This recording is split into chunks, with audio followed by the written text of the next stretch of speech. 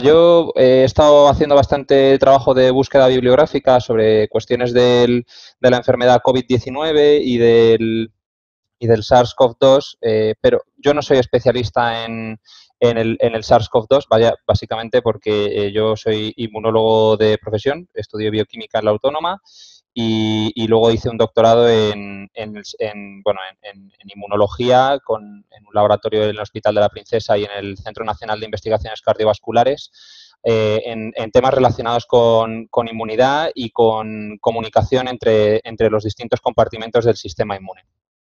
Entonces, bueno, pues ya aprovecho y creo que puedo contar cosas así interesantes sobre el sistema inmune y le vamos a dar un enfoque teniendo en cuenta la enfermedad de COVID-19. Pero primero me gustaría hablar sobre el sistema inmune en general.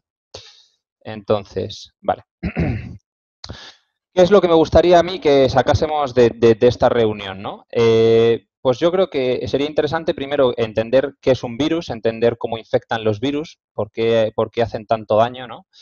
En segundo lugar, me gustaría explicar qué efectos tiene en el cuerpo, por qué ocurre lo que ocurre, por qué nos ponemos enfermos y, bueno, pues la causa y consecuencia es qué hace el sistema inmune y qué hace para luchar contra estos virus, para defendernos y para tenernos protegidos, ¿no?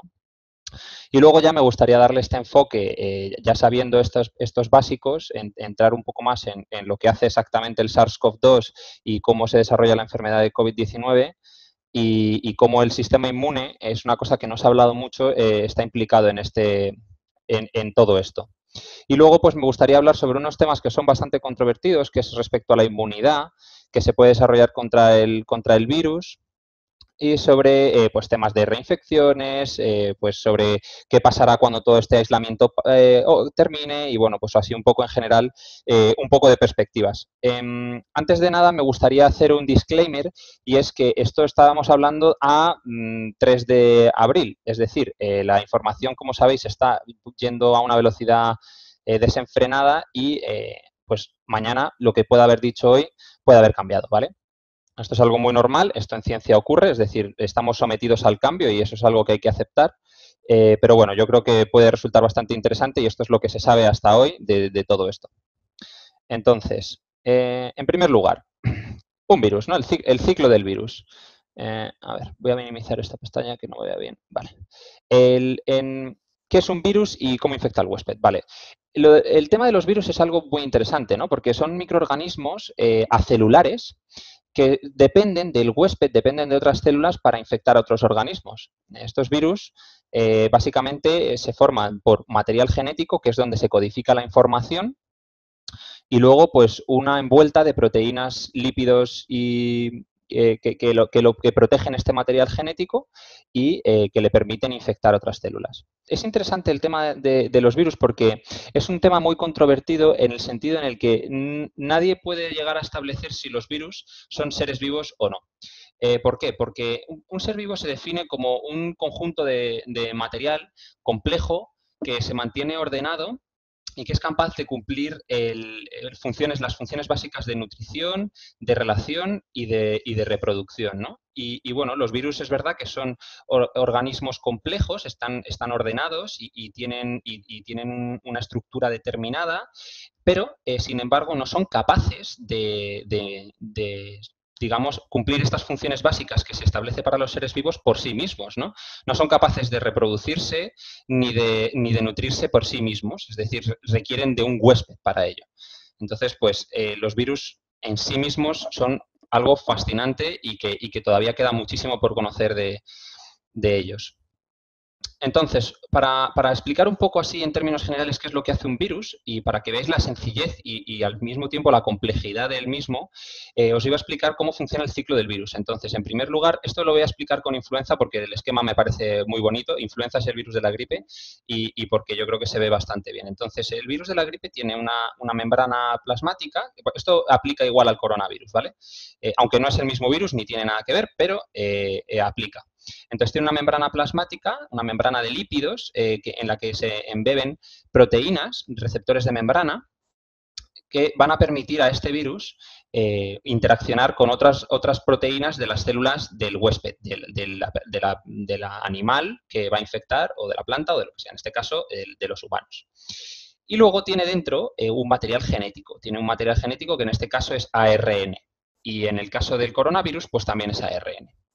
Entonces, digamos que el virus lo que hace es interaccionar, como os decía, con proteínas de la membrana de las células del huésped, y esta interacción permite que el virus entre por endocitosis, es decir, la célula, digamos, que lo engulle, se lo traga, y una vez dentro, el virus tiene las herramientas suficientes para salir de este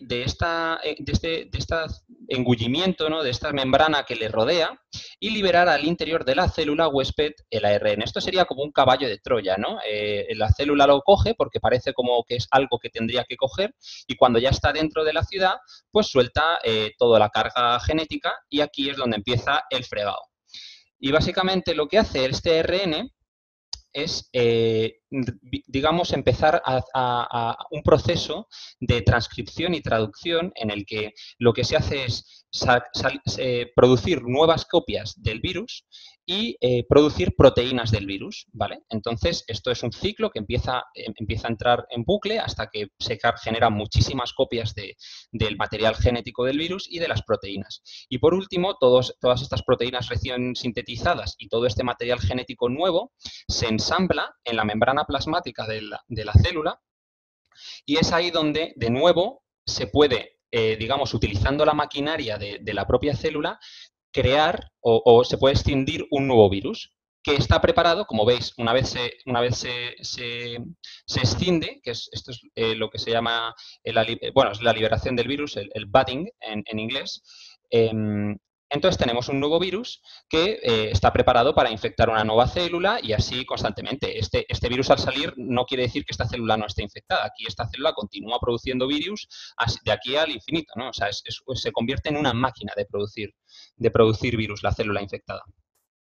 Entonces, como podéis imaginaros, esto es un crecimiento exponencial. Esta imagen que os estoy enseñando son bacterias, pero es para que os hagáis la idea. Una célula infectada se libera virus suficientes para infectar a 5 o 6, esas 5 o 6 liberan para otras 5 o 6, y entonces, claro, evidentemente, el crecimiento es exponencial y en muy poco tiempo. En cada ciclo, pues el virus aumenta sus copias de una manera exagerada y brutal. Entonces, pues esto en realidad es algo que ocurre con casi todos los seres vivos. Es decir, si tú les das recursos, es decir, medios para crecer, los seres vivos lo aprovechan y se expanden. Es decir, y crecen hasta donde pueden. Lo hacen las bacterias y lo hace cada ser vivo. De hecho, los humanos somos un claro ejemplo de crecimiento exponencial. O sea, si nos dejan hueco y podemos utilizar recursos, crecemos hasta que no quede un hueco. Entonces, una vez entendido cómo funciona un virus, me gustaría explicar un poco pues qué efectos produce este virus en el cuerpo, ¿no?, en el huésped. Entonces, como os decía, una vez el virus está dentro de la célula, lo que hace es básicamente secuestrar la maquinaria celular. ¿Y qué quiere decir esto? Pues que la célula del huésped tiene sus funciones, ¿no? Está a sus cosas, tiene que producir una serie de proteínas, tiene que estar haciendo una serie de funciones, y cuando el virus la infecta, pues digamos que eso pasa a un segundo plano, y el virus pasa digamos, a acaparar todos los recursos de la célula. En este sentido, toda la maquinaria de transcripción, que es la de producción de ARN mensajero, queda secuestrada. La maquinaria de traducción, la de la síntesis de proteínas nuevas, también queda secuestrada. Y la del citoesqueleto digamos que es la encargada de redistribuir todas las partes de la célula a los sitios donde deben de estar, también queda secuestrado. Eso permite que se generen virus en la membrana, ¿no?, con este budding que os decía, con esta liberación de nuevos virus. Entonces, eso también queda secuestrado, y además utiliza todos los recursos metabólicos de la célula, es decir, lo que utiliza toda la energía y todos los metabolitos intermediarios. Por lo tanto, la célula básicamente se convierte en una esclava del virus una vez infectada. Y luego otra cosa que puede ocurrir es pues la lisis celular, es decir, la célula se vuelve productora hasta un punto en el que pues, hay una carga viral y un daño celular brutal y se liberan los virus que hay dentro y además pues, la célula muere, evidentemente. Esto parece dramatización, esta foto, ¿no? Aquí muy chula con el 3D, pero no está muy lejos de lo que pueden llegar a hacer algunos virus. Como veis aquí, esto es una célula que está completamente repleta de virus por dentro y está estallada y bueno, pues al estallar pues libera todos los virus y pues como ya podéis imaginar, pues eso genera todavía más difusión de los virus. Total, que evidentemente estas dos cosas que os comentaba, que es el secuestro de la maquinaria celular y la lisis eventual de las células produce un daño en los tejidos, ¿no? Entonces, bueno, hay que tener en cuenta que los virus frecuentemente por las proteínas que tenían en la membrana, como os comentaba, van a tener una especificidad de tejido. ¿Qué quiere decir esto? Pues que los virus en términos generales suelen ir a sitios específicos donde infectar y son los sitios donde interaccionan sus proteínas con las proteínas de las células de ese tejido. Es decir, por ejemplo, en el caso del COVID-19, en el SARS-CoV-2, que es el virus causante del COVID-19, tiene una proteína en las espinas digamos, de su envuelta que interacciona con la proteína AC2. Y esa proteína está presente principalmente en pulmones y en el intestino delgado, en los primeros tramos del intestino delgado. Por tanto, es lógico pensar que ese virus va a infectar prioritariamente a las células de los epitelios pulmonares y de los epitelios del intestino. ¿Por qué? Porque básicamente necesita interaccionar con los receptores AC2 para internalizarse, ¿no? Eso lo veremos más adelante, pero bueno, para que veáis la especificidad de tejido, es decir, los virus no infectan todo y ya está. Hay algunos que tienen más especificidad y otros que menos. Entonces, bueno, evidentemente cuando tú produces un daño en el cuerpo, nosotros tenemos a nuestros guardianes protectores, que son el sistema inmune. No sé si alguien ha preguntado algo de momento o vamos bien. De momento no hay ninguna interacción. Yo te interrumpiré cuando tengamos algunas preguntas, comentarios. Vale, perfecto. Todo se está entendiendo bien, ¿no? O sea, no estoy yendo muy rápido y se está entendiendo más o menos bien la idea. O ya ahora mismo que hiciste esta pausa, si alguien quiere aprovechar y preguntar algo, pues encantado. Ahí está Bor, se entiende perfectamente. Sí, genial. María Laura. Alba, se te entiende bien. Vale, perfecto. Bueno, pues entonces voy a seguir. A esta velocidad me quedo sin diapositivas. Venga, vamos. Total, que cuando se produce un daño en el tejido, eh, digamos que el cuerpo reacciona, ¿no? El cuerpo no puede permitir que sus tejidos se dañen de una manera pues indiscriminada. Entonces, cuando empieza a haber daño, pues el sistema inmune entra en acción. Entonces, ¿qué es el sistema inmune? ¿No? Yo aquí voy a tirar de una analogía. A mí me encanta explicar el sistema inmune como si fuera un ejército.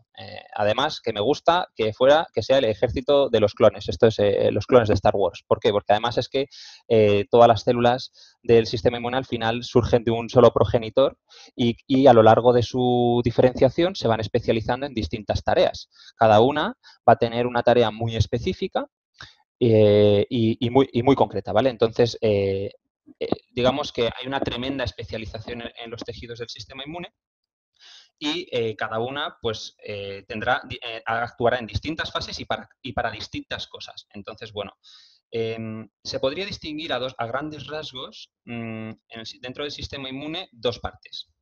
El sistema inmune innato y el sistema inmune adaptativo. Entonces, aquí, siguiendo con la analogía del ejército, ¿no? o de los soldados, el sistema inmune innato es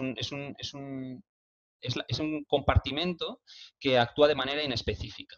Es rápido y es el encargado de alertar, ¿no? Es el encargado de que en cuanto algo entra, que algo pasa que no debería de ocurrir, ¿no? Pues la entrada de un microorganismo, una bacteria, un virus, células tumorales, cualquier tipo de evento que vaya en contra digamos, de la integridad del organismo, pues el sistema innato actúa rápidamente. ¿Qué pasa? Que no son específicos, porque evidentemente si necesitas actuar rápido no puedes pensar mucho, es de entrar y disparar. Entran, disparan y después ya, pues ya preguntaremos a ver qué es lo que ha pasado. Entonces, bueno, pues digamos que el sistema inmune mata moscas a cañonazos. Es efectivo, pero es muy poco específico. Y por otro lado tenemos el sistema inmune adaptativo, ¿no? Este es el Jason Bourne, el que está listo para buscar al objetivo y acabar con él, digamos, de una manera perfecta y súper estudiada, ¿no? Entonces, como digo, es un sistema muy específico, sin embargo, es lento, ¿no? Necesitas un trabajo de inteligencia detrás, un trabajo de recabar información, un trabajo de preparación para que cuando llegue el momento puedas hacerlo de una manera muy efectiva.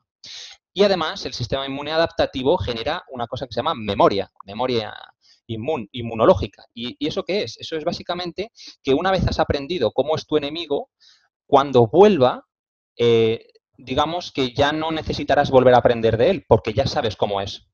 Entonces, si vuelve alguna vez tu enemigo, vas a actuar muy rápidamente, incluso a la velocidad a la que actuaba el innato, porque el trabajo de búsqueda de información de ese agente malicioso ya lo conoces, ¿vale? Entonces, bueno, pues esos son los dos compartimentos.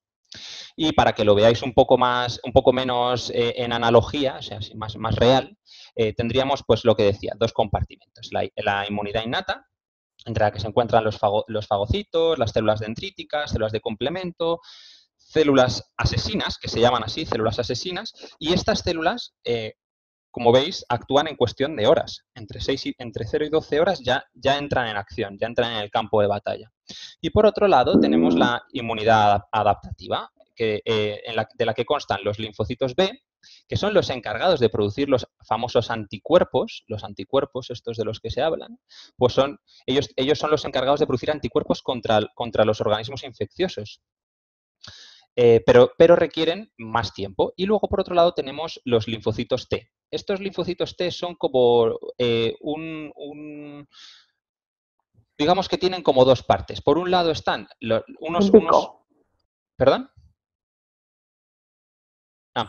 Por un lado están unos linfocitos que son capaces de buscar a una célula infectada y matarla en el mismo momento, y por otro lado hay otros que son como coordinadores de la respuesta, ¿no? Lo que hacen es modularla para que no se vaya de madre y para, digamos, que tampoco haya un nivel muy bajo de inflamación. Lo que hacen es estar constantemente mandando señales para tener un nivel de activación adecuado. Son los coordinadores.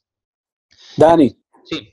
Dani, perdona, te interrumpo porque hace una pregunta, Carlos Bort pregunta lo siguiente: cuando nos vacunamos, ¿cómo afecta nuestro sistema inmune? ¿Les damos información a la parte adaptativa? Exactamente. Entonces, cuando tú te vacunas, luego lo explicaré, pero es muy buena pregunta porque me viene perfecto para explicar esta parte. Cuando nosotros nos vacunamos, lo que hacemos es simular una respuesta inmune, pero, digamos, bajo control. Porque lo que hacemos dice justo María aquí también, que preguntó Bort y lo mencioné, que se crean linfocitos B de memoria. Exacto.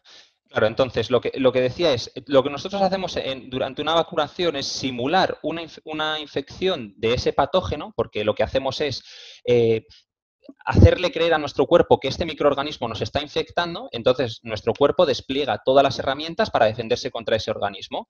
Entre otras, la inmunidad adaptativa. Tras unos días, nosotros hemos creado linfocitos de B de memoria capaces de producir anticuerpos. Lo bueno de las vacunas es que lo hemos hecho en un ambiente de seguridad máximo. ¿Por qué? Porque no estaba el organismo real. Era toda una ficción que nosotros hemos hecho creer a nuestro cuerpo que estaba, ¿no?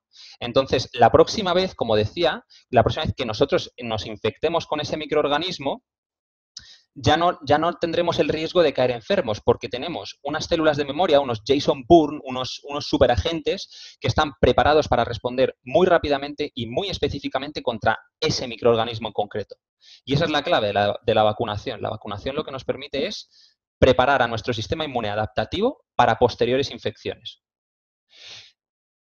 Entonces, los recordatorios de las vacunas, esto solo es por curiosidad, los recordatorios de las vacunas muchas veces son para darle pequeñas, digamos, pequeñas entradas de información a nuestro sistema inmunadaptativo como diciéndole que no se te olvide que este microorganismo existe, ¿no? Porque pasado el tiempo podría llegar a ocurrir que perdiésemos a estas células B de memoria que producen los anticuerpos específicos. Y si las perdemos, pues hemos perdido la inmunidad contra este microorganismo. Entonces, de vez en cuando, dependiendo de cómo sea el microorganismo, esto es una cuestión un poco más compleja, se dan recordatorios para que se genere una inmunidad mucho más robusta y mucho más específica contra el microorganismo.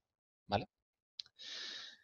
Entonces, vale, me gustaría enseñaros un vídeo que es tremendo. El sistema inmune innato, por ejemplo, el de los macrófagos, que son los de los primeros en llegar al tejido. Fijaos, estos son bacterias, ¿vale? Estos son bacterias y esto es un macrófago engulliéndolas y eliminándolas, ¿no? Esto también ocurre con partículas víricas y con células que han sido lisadas, ¿no? Como veíamos antes, por la producción de virus o por daño en el tejido.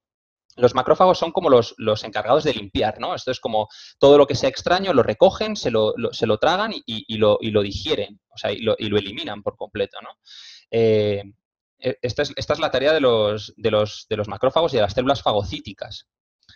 Y por otro lado, estos mismos macrófagos lo que hacen es, pues cuando reciben estas señales, ¿no? Es como, uy, aquí hay bacterias, esto es peligroso. Entonces lo que hacen es dar una señal de alarma de, ojo, aquí hay peligro. ¿Y qué liberan? Liberan citoquinas. ¿Qué son las citoquinas? Las citoquinas son moléculas señalizadoras. Yo aquí he hecho la analogía con un soldado, pues mandando por radio hemos localizado el objetivo, aquí hay peligro, venid aquí, venid a esta zona. Entonces, lo que hacen los macrófagos es liberar citoquinas que le indican a otras células del sistema inmune que son más específicas y que son más letales o mejores luchando contra el virus, tenéis que venir aquí porque aquí es donde está el peligro. ¿Vale?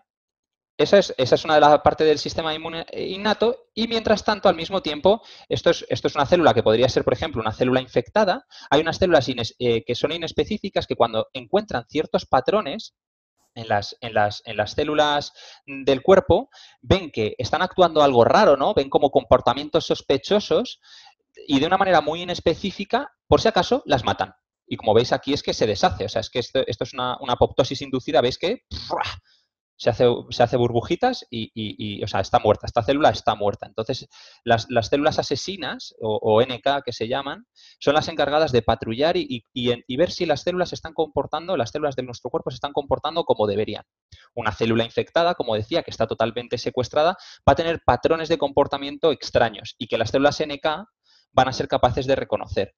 Entonces, pues son una primera forma de luchar inespecíficamente, porque es como contra células que parece que se están comportando raro, pero es una buena forma de luchar para ir conteniendo el avance del virus, ¿no? Mientras, digamos, los soldados más especializados se van entrenando y van preparándose para el combate. Estas son como la primera barrera, como un inicio de combate. Y llegamos al sistema inmune adaptativo. Entonces, me gustaría que vierais esta gráfica porque recuerda bastante a la gráfica esta de aplana la curva que estamos tan acostumbrados ya a ver en tantas noticias y en tantos medios, pero es que el virus en nuestro cuerpo crece igual que los infectados en una sociedad. Al final, lo que empieza a crecer de una manera exponencial, como decía, y mientras tanto, pues los macrófagos empiezan a secretar citoquinas. Veis que aquí hay un pico de citoquinas, esto es muy pronto, ¿vale? Entre 1 y 2 días, 3, 4, se empiezan a secretar estas moléculas inflamatorias, estas moléculas de llamada de ayuda. Y mientras tanto, también las células asesinas, las células NK, van intentando contener, van intentando aplanar la curva. Entonces, como veis, pues el virus se crece exponencialmente, pero estos mecanismos de contención, pues oye, van manteniendo los niveles del virus, empiezan a controlar la infección, pero esto no sería suficiente. Sin unas células muy especializadas que luchasen contra el virus, la infección podría llegar a descontrolarse por completo y matar al organismo. Entonces, mientras que estas medidas de contención se dan, como veis aquí, la inmunidad adaptativa empieza a entrenar, ¿no? A partir del día 2, a partir del día 5, empiezan a producirse células que son asesinas también, que son las células CTLs, que son citotóxicas, es decir, matan células, pero matan células solo que estén infectadas. Reconocen muy específicamente a las células infectadas por virus. Y empiezan Dani, sí. Perdón, no, que te interrumpa, que están haciendo otra pregunta aquí, ahora por parte de Leticia Lucero. Entonces, ¿un virus podría penetrar en la célula de manera activa por endocitosis o inacta por fagocitosis. Pasiva, perdón, corrigió luego. No inactiva. O sea, normalmente suelen entrar o sea, depende mucho del tipo de virus, ¿vale? O sea, la forma de entrada de los virus es un poco variable, pero en general suelen ser endocitadas, es decir, se produce por un proceso activo de endocitosis, aunque también hay virus que se producen por fusión pasiva de membranas, es decir, que el virus entra en contacto con la membrana de la célula, la membrana plasmática, y directamente se fusionan las dos membranas y se libera al interior el contenido. Pero es más normal que sea por endocitosis. ¿Vale?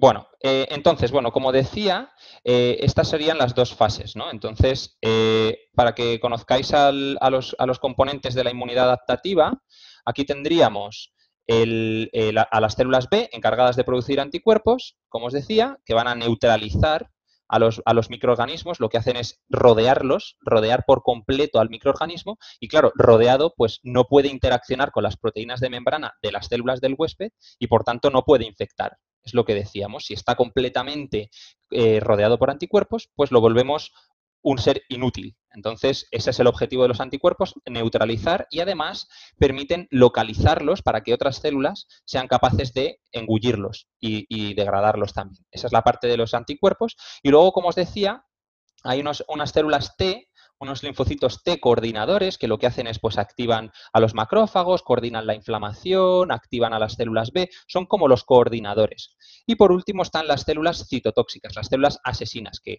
cuando reconocen a una célula infectada, le lanzan una señal y la obligan a morir. ¿Vale? Entonces, bueno, pues ya conocemos a todos los componentes del sistema inmune y ahora vamos a pasar a la parte de COVID. No sé si alguien quiere hacer algún comentario respecto a esto antes de pasar. ¿Se ha entendido bien los distintos compartimentos del sistema inmune, las distintas fases, etcétera?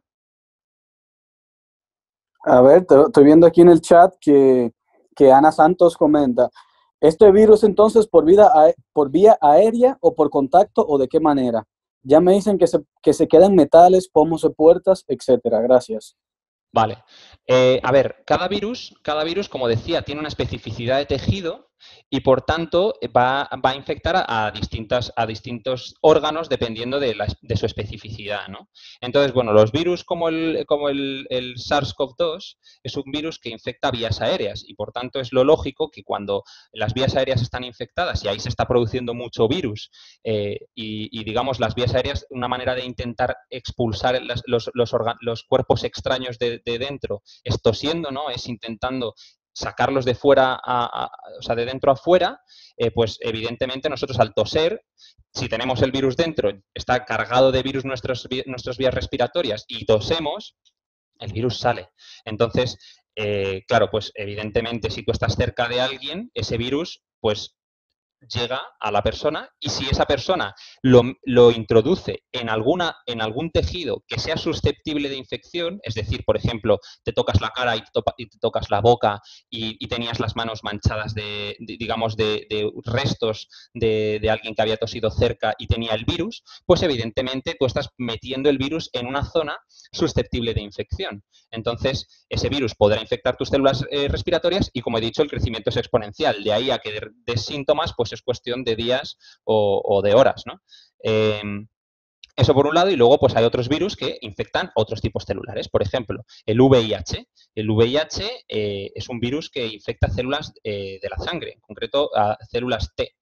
A estas células, concretamente, estas que os hablaba, las células coordinadoras, pues el VIH infecta a estas células. ¿Y qué hace? Pues esto se transmite por la sangre. Pues ¿por qué? Porque es en la sangre donde está el virus. Entonces, si tú, por ejemplo, pues tienes, digamos, una transferencia de sangre con un individuo infectado y entra en tu sistema circulatorio, lo más probable es que te infectes de VIH y, por tanto, tus células empiecen a ser infectadas por el virus del VIH y al final termines desarrollando SIDA.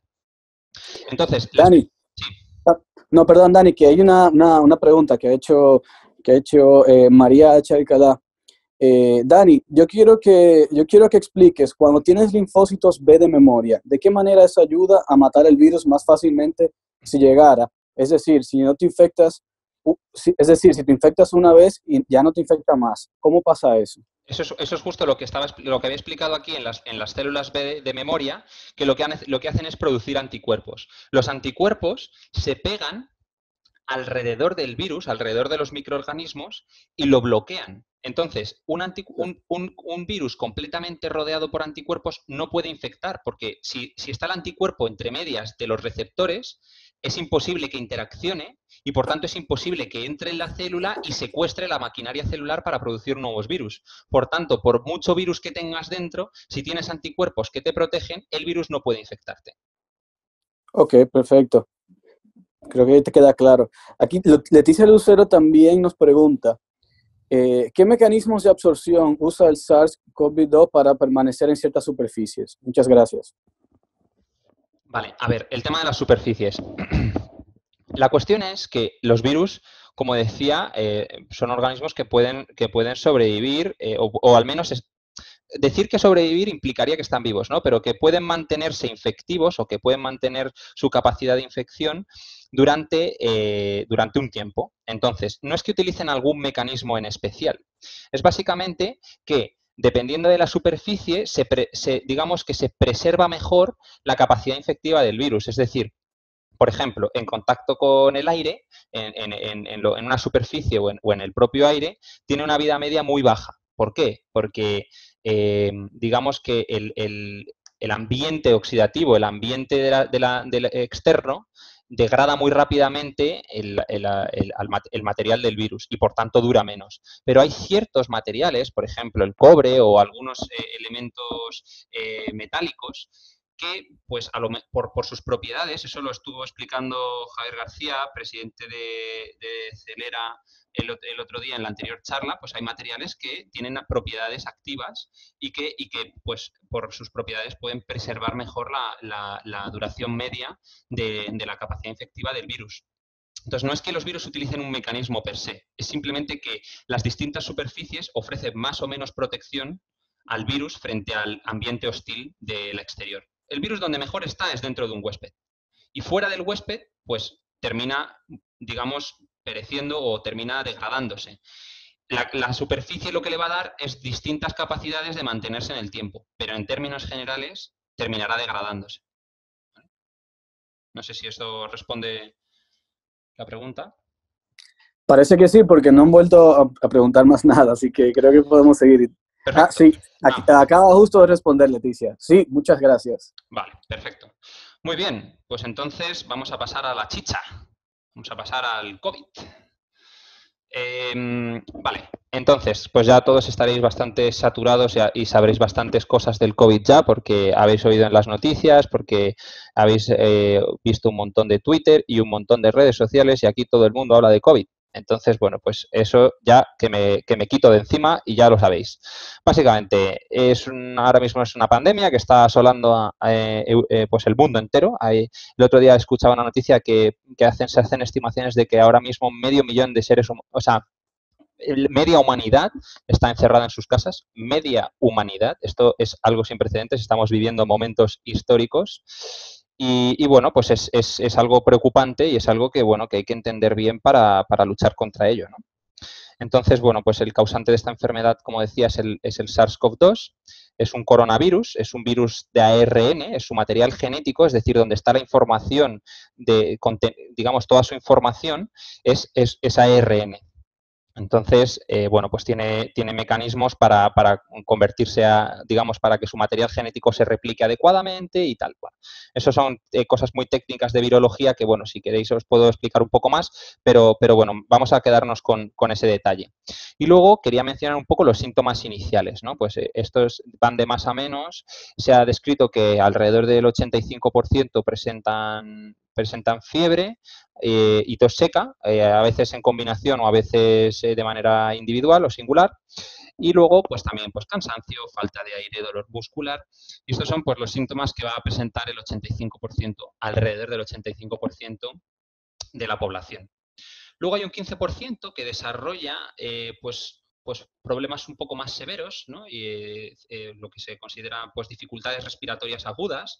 Y luego hay un 5% que se desarrolla una respuesta inflamatoria muy, muy aguda que puede llegar bueno, pues puede llevar a la muerte, al fallo respiratorio y al fallo sistémico. Esto, bueno, pues el porcentaje que se ha establecido, y de momento es muy difícil de calcular, pero bueno, más o menos se ha establecido que alrededor del 2% de las personas que cogen la enfermedad pues mueren, y además no es, digamos, no es de manera igual, sino que hay poblaciones más desprotegidas, que son, pues ya sabes, los ancianos y las personas inmunodeprimidas, o personas con cáncer, personas con hipertensión, con diabetes. Bueno, pues esas son las poblaciones de riesgo, ya las conocéis. Y bueno, pues ese es el riesgo de muerte. Dani, Sí. Dani, antes de que sigas por ahí, te hicieron una pregunta, Tatsil Vigili. Para introducir su material genético dentro de la célula, ¿introduce también enzimas de retrotranscripción o solo RNA? Gracias. Perfecto, perfecto. Vamos allá. Vale, entonces, aquí os voy a enseñar cuál es el mecanismo específico del SARS-CoV-2, ¿vale? Este es un esquema específico del SARS-CoV-2.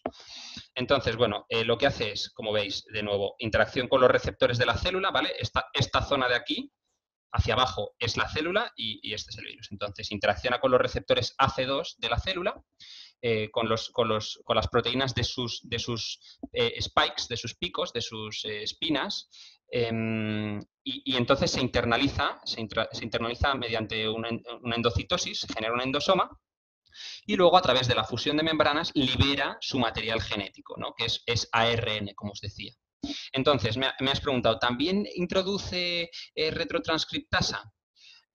Bueno, pues en realidad no tendría por qué, porque o sea, probablemente sí que haya algo dentro, pero no lo necesitaría, y esto lo voy a explicar muy sencillamente, porque el material genético del SARS-CoV-2, como os decía, es ARN mensajero, ARN, ¿vale? Entonces, esto directamente puede ser utilizado para traducir. Una vez que secuestra la maquinaria de la célula, se puede utilizar para traducir sus propias proteínas. Entonces, cumple una doble función, su genoma, que es, 1, transportar la información, y 2, al mismo tiempo, ser los planos para producir las proteínas que están contenidos en su información, con lo cual es un 2 por 1. Entonces, nada más entrar en la célula, ya es capaz de producir proteínas, ¿vale? Lo que pasa es que estas proteínas, como os podéis imaginar, son, como es solo una cadena de ARN, son poliproteínas, es decir, son proteínas en tándem. Todas sus proteínas vienen en una sola línea y después lo que hacen es cortarlas, ¿vale?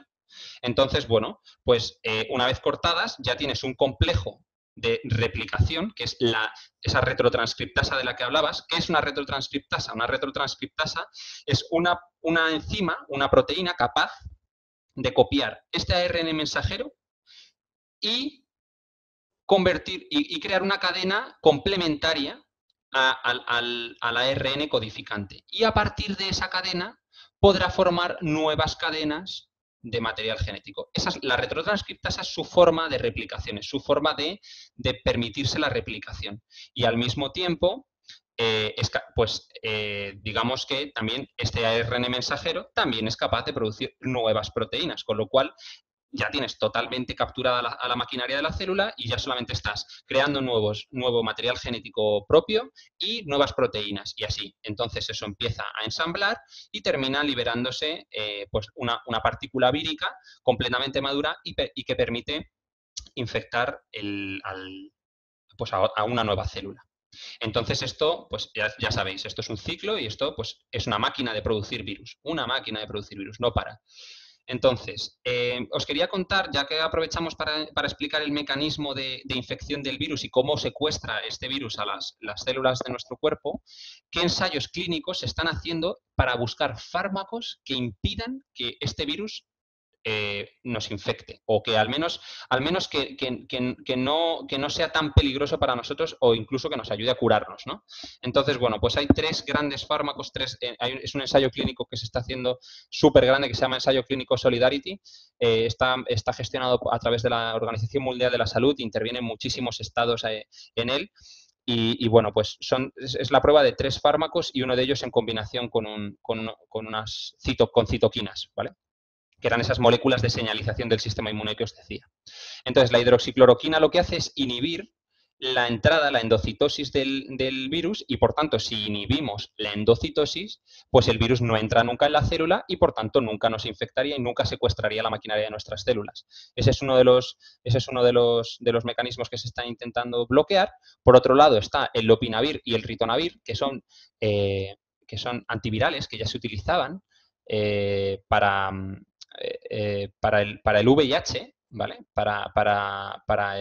Digamos, evitar la infección por VIH, eso es lo que se intenta, y también van a ensayarlos para el SARS-CoV-2. En este caso lo que hace es inhibir la proteólisis de estas proteínas tan largas, de estas poliproteínas del virus, y entonces si evitamos que se produzcan las proteínas individuales del virus y se formen los complejos de replicación, esa retrotranscriptasa de la que hablabais, pues evidentemente, aunque el virus ya esté dentro, no va a poder proliferar, no va a poder replicarse, por tanto, no va a poder avanzar ni progresar en su ciclo de infección. Y luego, por último, está el remdesivir, que es un antiviral que se utiliza, o se ha hecho pruebas para el ébola, que se utilizaba para intentar bloquear la infección de ébola, y bueno, pues lo que hace es evitar la replicación del virus, ¿vale? Esa es la zona donde actúa, ese es el mecanismo sobre el que actúa e inhibe. Y bueno, pues entonces estos 3 ensayos clínicos son los que están en marcha y en los que más esperanza se tiene y los que parece que empiezan a dar algo de resultados, aunque preliminares y que no son concluyentes. Entonces, yo os voy a contar aquí una cosa que no se ha hablado mucho y que yo no he escuchado mucho en la televisión, o que al menos no me ha llegado y que creo que es interesante, ¿vale? Entonces, todo el mundo conoce digamos, la fase clásica del coronavirus. ¿Qué sería? Bueno, pues te infectas, empiezas a tener algo de fiebre, empiezas a tener tos seca, puedes llegar a tener diarrea. Hay gente incluso que ha declarado que pierde olfato y gusto. Eso todavía no es un síntoma que se haya aceptado, digamos, oficialmente, pero parece que hay bastantes reportes de personas que tienen anosmia, que tienen pérdida de olfato. Y bueno, pues estos son pues como síntomas en los que son en realidad en respuesta al virus, ¿no? Porque una subida de fiebre, en realidad la fiebre la causamos nosotros mismos. Es nuestro cuerpo reaccionando contra el virus, porque a temperaturas altas el virus funciona peor. Entonces nosotros subimos la temperatura de nuestro cuerpo. Eso es la fiebre. Entonces, bueno, pues esto puede ir progresando y podría pasar que pues, nuestro sistema inmune se defienda correctamente del virus, termine eliminándolo del organismo y creando inmunidad contra él. Eso es una opción y eso es lo que ocurre en el 85% de los casos. Y luego está la opción de que vaya a más. ¿Qué quiere decir que vaya a más? Bueno, pues empiezan a darse pues neumonías, que son básicamente inflamación en los tejidos del pulmón. Entonces, básicamente, esta inflamación lo que hace es, como está inflamado el pulmón, pues te permite, te hace respirar peor o te hace estar más, pues eso, una dificultad para respirar, te da cierta hipoxia, te falta algo de aire, ¿no? Y bueno, pues esto se ha visto que los pacientes llegan con neumonía bilateral, es decir, que no es una neumonía localizada en una zona de un pulmón, no, es en los 2 pulmones y bastante general, ¿no? Entonces, esta neumonía es interesante porque está causada por un efecto inflamatorio. Es decir, Dani, sí. Perdón, te interrumpo porque están haciendo aquí otra pregunta y creo que nos estábamos alejando un poco. Vale. Antes de que sigas por ahí. Preguntan, según tengo entendido, se está usando más hidroxicloroquina que los otros fármacos. ¿Qué ventaja tiene la hidroxicloroquina frente a los demás? Vale. A ver, se está utilizando más, yo creo más bien que habéis oído más hablar de ella. Yo creo que se ha hecho más bombo y más eco en los telediarios el tema de la hidroxicloroquina, porque han salido estudios muy preliminares con muy pocos pacientes en los que parece que la hidroxicloroquina tiene un efecto positivo en la eliminación de la carga viral, en la eliminación del virus. Pero yo no creo que tenga una ventaja uno sobre otro. Lo que tenemos que hacer es probarlos todos y ver cuál es más efectivo. Esa es la manera. O sea, la hidroxicloroquina solo, lo que pasa es que ya se han visto ciertos resultados preliminares, hace falta estudiarlo mejor, pero ya parece que sí que tiene cierto efecto en reducir la carga viral. por eso probablemente lo hayáis oído más y por eso probablemente parezca más efectiva. Pero no necesariamente. O sea, perfectamente el remdesivir dentro de un par de semanas a lo mejor nos vienen y nos bombardean diciéndonos que el remdesivir es la panacea. O sea, eso no creo que tenga, no es nada definitivo. ¿Algo más? A ver, sí, acaban de escribir ahora en el chat que genial, que muchas gracias, pero no tenemos ninguna pregunta por el momento, así que puedes seguir por el área de que estabas desarrollando. Muy bien. Vale, entonces, bueno, pues entonces, como os estaba diciendo, esta neumonía, ¿vale? Normalmente las neumonías, o bueno, normalmente, las neumonías más conocidas, esas típicas neumonías de los niños o las neumonías, suelen ser causadas porque se da una proliferación de bacterias en nuestros pulmones, ¿vale? Las bacterias empiezan a crecer dentro de nuestras vías respiratorias y se genera una inflamación. Entonces, normalmente las neumonías con antibióticos se tratan y se suelen pasar porque digamos que una vez eliminas las bacterias, pues la inflamación remite y ya está. Entonces, ojo, una cosa muy importante, esto no tiene nada que ver con los antibióticos. Esto es un virus y los virus no se tratan con antibióticos, no os automediquéis. Disclaimer, por si acaso. Pero bueno, era para explicar que las neumonías que conocemos típicamente son esas que tomamos antibióticos y se nos pasan, ¿no?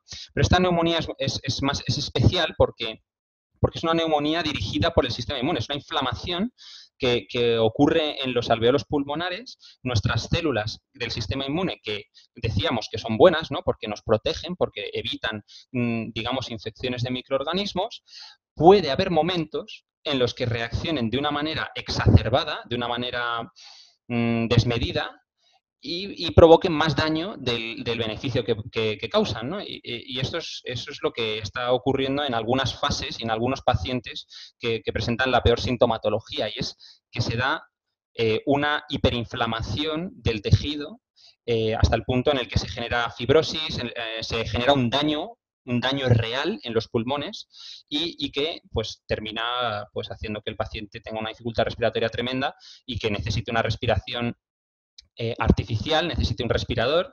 En ese sentido, nuestros compañeros de Celera también están trabajando en un respirador, digamos, low cost, un respirador que permita ser producido en masa y que pues, ayude a estas personas que tienen estas dificultades respiratorias, ¿no? Y es precisamente por esto, porque es que el tejido del pulmón queda dañado. Y luego puede llegar la fase en la que ya la inflamación deje de estar localizada en los pulmones y se extienda a todos los tejidos, es decir, una hiperinflamación, se da como un shock, digamos, de citoquinas, se da lo que se conoce comúnmente como tormenta de citoquinas. Las células están tan hiperactivadas, estas células, ¿no?, que decíamos que servían para detectar y señalizar de hey, venid aquí, que esto es peligroso, están tan hiperactivadas que dan una señalización tan brutal que llega al resto de tejidos. Y claro, evidentemente, lanzar una respuesta inmune contra un tejido sano es peligrosísimo, porque lo que puedes hacer es causar daño a los tejidos que estaban sanos, que no necesitaban una respuesta inmune en esa zona, ¿no? Entonces, bueno, pues se puede llegar pues, a dar un fallo cardíaco, un fallo sistémico generalizado. Esto es un poco lo que yo estaba explicando. Esta sería la fase temprana, la fase inicial en la que el virus entra. Pues bueno, pues esta es la parte en la que casi todos se quedan, pero puede llegar a ocurrir que se empiezan a producir estas citoquinas. La IL-6, la interleuquina 6, es una de estas moléculas señalizadoras, y entonces se empieza a reclutar de una manera masiva a un montón de células del sistema inmune y empiecen ahí a formar un conglomerado de inflamación y de daño tisular que lo que haga es daño al tejido, ¿no? Entonces, bueno, pues evidentemente esto causa la neumonía, ¿no? Si tú generas una inflamación tremenda, pues una de las cosas que ocurren cuando tú induces una inflamación muy grande es que entra agua en los tejidos, es decir, entra líquido en los tejidos. Entonces, si tú... Perdona, Dani, te voy a tener que interrumpir de nuevo justo cuando vienes hablando de la neumonía. Parece que la neumonía está condenada a las preguntas. Te voy a hacer una pregunta que nos acaban de hacer. La hace Julia. Perdón, la primera... a ver. Si tenemos 3 preguntas, entonces, ok. Una que sigue con el tema de la hidroxicloroquina, que creo que ya lo respondiste, pero lo preguntamos de nuevo. Pregunta, ¿por qué se combina entonces la hidroxicloroquina con un antibiótico? No recuerdo el nombre específico, y parecía que mejoraba su acción. Sí, vale. ¿Hay alguna más de hidroxicloroquina? No, te voy Vale. leyendo las otras. No, déjame, esta la termino rápido. Vale.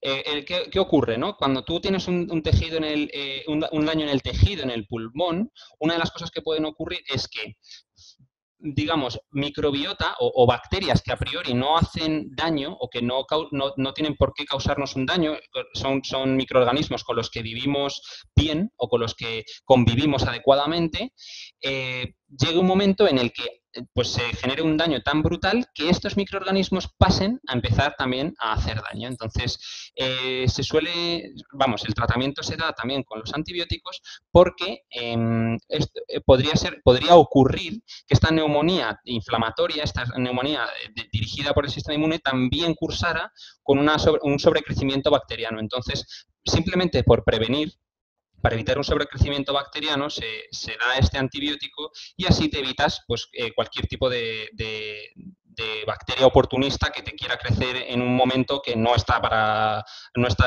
crecer, digamos. Estás en un momento crítico, no puedes permitirte, además, tener una coinfección bacteriana, ¿no? Entonces, yo creo que esa es la razón por la que se utilizan los antibióticos.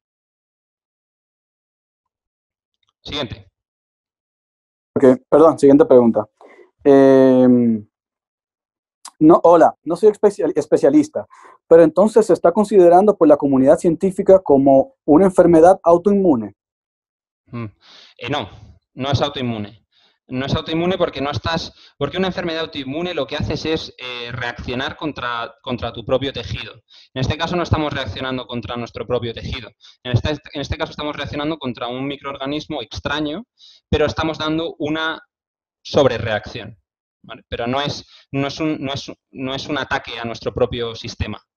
Las autoinmunes pues, se definen básicamente por que nuestras propias células del sistema inmune atacan a nuestras células de nuestro cuerpo como si fueran organismos extraños. Y esto no es lo que ocurre. Perfecto. Hay otra pregunta que hace Julia. ¿Y por qué no se dan corticoides para bajar la respuesta inmune? Muy buena pregunta. Perfecto, me gusta mucho. Esa es una muy buena pregunta. Entonces, ¿qué ocurre? Los corticoides o los glucocorticoides básicamente lo que hacen es disminuir o bajar la inflamación, disminuir o bajar la capacidad del sistema inmune de responder. Entonces, es bastante intuitivo utilizarlos, ¿no? Pero ¿qué pasa? Que si tú das estos corticosteroides o estos glucocorticosteroides antes de tiempo, lo que estás haciendo es modular hacia abajo, es decir, capar a tu sistema inmune, que es el encargado de resolver la infección viral. Entonces es un equilibrio, porque claro, si quitas con los glucocorticoides al sistema inmune, el virus está libre para crecer, ¿no? Entonces, es muy buena pregunta porque esto es algo que se han planteado los médicos y que se está empezando a publicar, y es que en estas fases tardías, en las que ya casi incluso no hay carga viral detectable, ya casi no hay virus, puede ser interesante utilizar esteroides o moléculas que disminuyan la inflamación sistémica. Y en este sentido, si os fijáis aquí, veis aquí este cuadrito, si os fijáis, aquí están corticosteroides, inmunoglobulina humana y inhibidores de interleuquina 6, inhibidores de interleuquina 2 y inhibidores de JAK. Esto lo que hace es decir, vale, pues lo que va a matar al paciente realmente ya no es el virus, es la inflamación tan exacerbada que tiene. Entonces, hay algunos ensayos en los que, por ejemplo, dando dexametasona en pacientes de manera muy pequeña, o sea, a bajas dosis y en un periodo de tiempo muy largo, mejoran el pronóstico de supervivencia. Entonces, sí que es interesante darlos, pero tiene que hacerlo el médico cuando considere que es la respuesta inmune la que realmente es prioritaria, ¿no? Cuando es la respuesta inmune la que puede dañar más al individuo. Entonces, bueno, es eso, en estas últimas fases de la enfermedad, que no llega todo el mundo a ellas. Es decir, tratar con corticosteroides en una fase inicial sería contraproducente. O sea, los pacientes empeorarían seguro.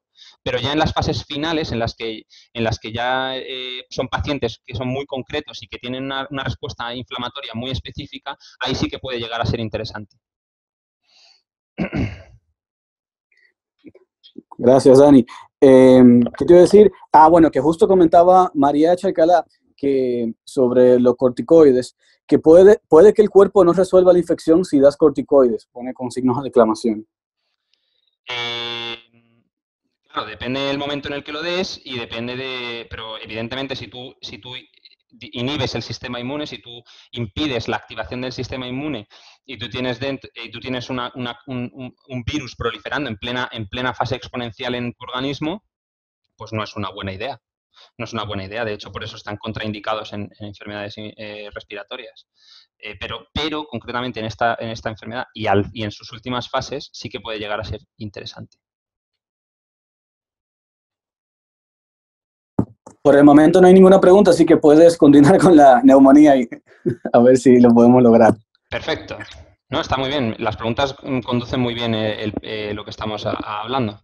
Vale, entonces, bueno, como decía, cuando hay una inflamación local, cuando tú das esas moléculas de señalización, esas citoquinas, lo que hacen es, aparte de reclutar células del sistema inmune, lo que hacen es producir una cierta edemización, es decir, entrada de agua en el tejido e hinchazón, digamos, se hincha, ¿no? Entonces, por eso cuando nos damos un golpe fuerte o nos hacemos una herida, la zona de alrededor se inflama y se hincha, ¿no? Eso también es a causa de toda esta señalización de moléculas de citoquinas que están haciendo que entre agua en los tejidos, porque así, digamos, permite más fácilmente que las células inmunes se muevan en la zona. ¿Qué pasa? Que precisamente en los pulmones no es muy interesante tener agua, porque evidentemente lo que hacen es ocupar un volumen que necesitas ocupar de oxígeno, o sea, necesitas ocupar de aire. Entonces, si ese volumen está ocupado por líquido, pues evidentemente disminuye muchísimo tu capacidad de meter aire en los pulmones y de intercambio de oxígeno. Por tanto, hay un déficit en el oxígeno que tú puedes ingresar en tu organismo. Y por tanto, pues se da una hipoxia, una dificultad respiratoria. La gente que tiene esto siente que no puede respirar, o sea, siente como ahogamiento, porque evidentemente tú, por mucho que respires, si tienes la mitad del volumen de tus pulmones ocupado por líquido, pues evidentemente tiene que ser una sensación tremendamente desagradable. Bueno, total, que si esto progresa, como os decía, si esta inflamación, de momento estaría localizada, ¿no? Solamente en los alveolos pulmonares y en los pulmones. ¿Qué pasa? Que si esto progresa, si esto continúa la inflamación siendo tan exacerbada y tan brutal, puede llegar a dar una hiperinflamación sistémica, un síndrome de hiperinflamación. Y eso básicamente quiere decir que las citoquinas llegarían a otros tejidos y probablemente causasen daños en esos tejidos también, hasta el punto de poder dar pues, un fallo sistémico, un fallo cardíaco y, bueno, y llegar a la muerte del paciente. Pues esa sería la parte de, digamos, la implicación del sistema inmune en el COVID-19, ¿no?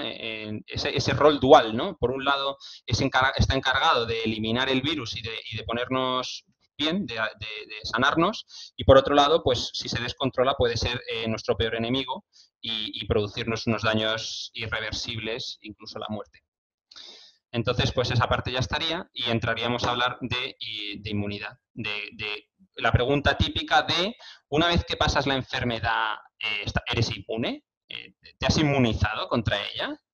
Bueno, pues entonces vamos a aplicar la lógica. De momento, evidentemente, no hay muchísima bibliografía detrás de esto porque en 2 meses que lleva el virus, 3 meses, pues no ha dado mucho tiempo a crear un buen archivo sobre adquisición de inmunidad respecto a este virus, pero podemos basarnos en sus primos hermanos, que son el SARS-1 y el MERS, que es es un coronavirus, pero que digamos es endémico de la península arábica, que también producen ambos producen neumonías, por inflamación y, bueno, pues podemos basarnos un poco en eso, en esos datos, para intentar pensar si crearíamos inmunidad, ¿no?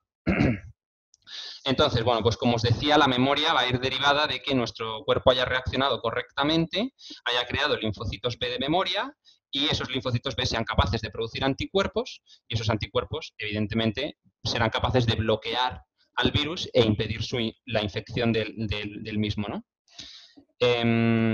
Entonces, bueno, pues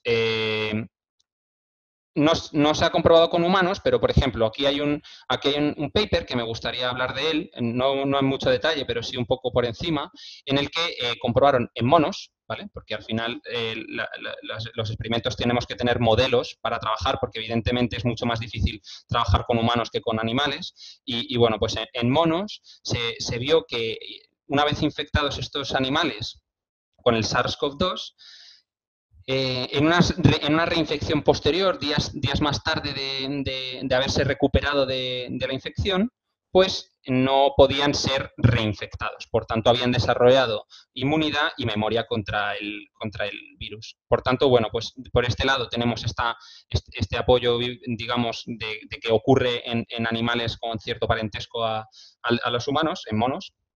Y bueno, pues creo que es bastante interesante. Y por otro lado, podemos ver que en otras infecciones de coronavirus, como el SARS y el MERS, pues bueno, pues se ha visto que se desarrollan linfocitos T de memoria y que protegen contra el SARS tras una infección. Aquí, por ejemplo, veían que tras 2 años de haber sido infectados pacientes con SARS, con el SARS-1, habían sido capaces de desarrollar esto. Humoral Immune Response es respuesta de linfocitos B, respuesta de anticuerpos. Entonces, a los 2 años todavía tenían presencia de anticuerpos en el cuerpo de estos pacientes que habían sido infectados en 2006 con el SARS. Y bueno, también con el MERS, que este es el Middle East Respiratory Syndrome, que es bueno, pues parecido también al SARS, es de la península arábica, y bueno, también se vio que se desarrollaban anticuerpos neutralizantes contra el virus y que se prolongaban en el tiempo hasta 2 años, ¿vale? Hay bastante bibliografía bueno, no hay muchísima, pero hay cierta bibliografía de esto, con lo cual yo creo que es lógico pensar, y sobre todo teniendo en cuenta todo lo que he ido explicando acerca de cómo funciona el sistema inmune, es lógico pensar que si hemos sido capaces de resolver la infección por nosotros mismos, es decir, que nos ha infectado y tras 15 días de haberlo pasado mejor o peor, pues ya no estamos enfermos, es lógico pensar que nuestro cuerpo ha adquirido la capacidad de luchar contra el virus. Otra cosa distinta sería, por ejemplo, que nosotros hubiéramos ayudado a nuestro cuerpo de manera artificial a luchar contra el virus, pues por ejemplo, con antivirales o, pues evidentemente, si nosotros lo eliminamos de una forma artificial, pues a lo mejor no damos tiempo al cuerpo a crear memoria contra este virus y sí que podríamos llegar a ser reinfectados, pero no parece que este sea el caso porque de momento no hay tratamiento. También hay otra posibilidad, y creo que esto también aporta peso a pensar que sí que desarrollamos inmunidad, ¿no? Se ha planteado, incluso ya se ha hecho, un estudio para trasplantar, no es trasplantar, pero para traspasar anticuerpos de pacientes que han sido infectados con coronavirus y ya están en sus fases finales, digamos, ya están resolviendo la infección, coger los anticuerpos de estos pacientes, coger sus sueros e inyectarlos en pacientes que están sanos o que podrían estar empezando con la sintomatología. Y eso, digamos, sería, de una manera artificial, sería generar inmunidad. ¿Cómo lo haces? Es una inmunización pasiva, es decir, tu cuerpo no crea inmunidad, pero la inmunidad te llega dada. Eso es parecido a lo que ocurre, por ejemplo, durante la lactancia con la leche materna. Los bebés, al lactar, también incorporan anticuerpos de la madre y eso es una inmunización pasiva. Esos anticuerpos les protegen a los bebés contra microorganismos patogénicos. Pero esos anticuerpos son de la madre. Entonces, aquí ocurriría algo similar, pero digamos transfiriendo sueros de pacientes con esto. Y esto ya se utilizó durante la Primera Guerra Mundial para tratar pacientes con gripe española. y pareció dar resultados, disminuyó bastante la tasa de letalidad del virus. Y actualmente, pues como veis, ya se ha empezado a utilizar, ya se ha utilizado con 5 pacientes que estaban críticos y que, bueno, pues se recuperaron tras una transfusión de plasma con anticuerpos. Y como decía, pues bueno, aquí el paciente se curaría, pero evidentemente al haberle tú transferido la inmunidad, pues ya no generaría memoria, ¿no? Digamos que se ha luchado artificialmente contra el virus y, por tanto, ese paciente potencialmente sí que podría llegar a reinfectarse. Bueno, entonces, respecto a la reinfección, ¿no? Que esto es algo que también preocupa muchísimo y tal. Vale, entonces, ¿podríamos reinfectarnos dicho todo esto? Pues si hemos generado inmunidad, si nosotros tenemos un sistema inmune competente y que es capaz de luchar activamente contra el virus, no deberíamos de ser capaces de reinfectarnos. ¿Qué pasa? Que han salido algunas personas diciendo, o algunos medios, o incluso algunos artículos, en los que se observa que personas que habían sido infectadas y que habían pasado la enfermedad, tras un tiempo habían vuelto a dar positivo, habían vuelto a ser positivos para SARS-CoV-2. Entonces, pues claro, eso crea el temor, ¿no? Y si no creamos inmunidad, y si esto es como el cuento de nunca va a acabar, el día de la marmota que nos infecta el virus y nos vuelve a infectar y bueno, en fin. Bueno, pues yo creo que también hay que racionalizar y hay que intentar pensar que este virus no es distinto del 99% de los virus que pueblan la Tierra. Puede ser más mortal o menos mortal, pero yo creo que los patrones de respuesta, es decir, nuestro cuerpo, cómo responde ante él, pues creo que se pueden encontrar en la naturaleza y que ya han ocurrido y se desarrolla inmunidad contra estos otros virus, ¿no? Entonces, bueno, ¿qué podría estar ocurriendo para que estas personas que habían dado ya negativo para la enfermedad vuelvan a dar positivo? Pues en primer lugar, que fuera un falso negativo, una prueba técnica, un error en la prueba, en la técnica, digamos, y que hubiese dado negativo y al volver a repetirla unos días después diese positivo. Eso es perfectamente plausible. Otra posibilidad sería que el virus estuviera en una cantidad muy pequeñita y que cuando se hiciese el frotis nasal y bucal no hubiera suficiente virus para que al hacer la técnica de detección se viese que está presente, pero el virus está. Lo que pasa es que hay tan poco que no son, digamos, la técnica no es suficientemente sensible para detectarlo. Y luego, a lo mejor unos días más tarde, pues hay un pequeño repunte del virus y cuando tú haces de nuevo el frotis, pues te encuentras que das positivo y dices, me he vuelto a infectar. No, el virus es el mismo, seguía en tu cuerpo. Lo que pasa es que la anterior vez no se detectó porque no había suficiente cantidad de virus.